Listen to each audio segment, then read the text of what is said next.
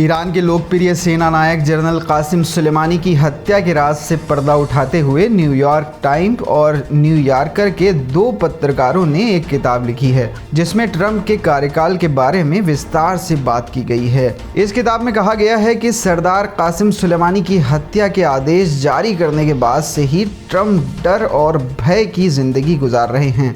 Trump को डर है कि वो किसी भी समय ईरान की इंतकामी कार्रवाई का निशाना बन सकते हैं। गार्डियन की रिपोर्ट के अनुसार the divided Trump in the white house नाम की ये किताब अगले हफ्ते पब्लिश होगी। किताब के एक भाग में कहा गया है कि ट्रंप ने 2020 में अपने दोस्तों से बात करते हुए कहा था कि उन्हें डर है कि उन्हें ईरान कभी भी मार सकता है और ये कार्रवाई कासिम सुलेमानी का बदला लेने के लिए की जाएगी। पीटर बेकर और सुसान ग्लेसर द्वारा लिखी गई इस किताब में ट्रंप की ईरानी नीतियों, परमाणु समझौते से निकलने समेत ईरान से हुई वार्ता पर विशेष चर्चा की गई है।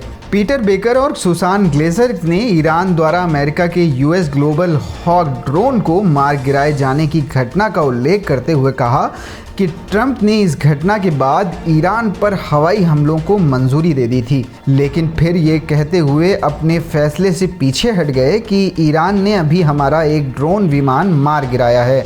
अगर हम उस पर हमला करते हैं तो हमारे 150 फौजी मारे जाएंगे। मुझे नहीं लगता ये सही फैसला होगा। किताब में दावा किया गया है कि ट्रंप के कार्यकाल के अंत में वो और उनके साथी ईरान के खिलाफ कई और हमले करने की योजना बना रहे थे, लेकिन उनके शासन का अंत नज़दीक था, इसलिए वो ऐसा नहीं कर सके।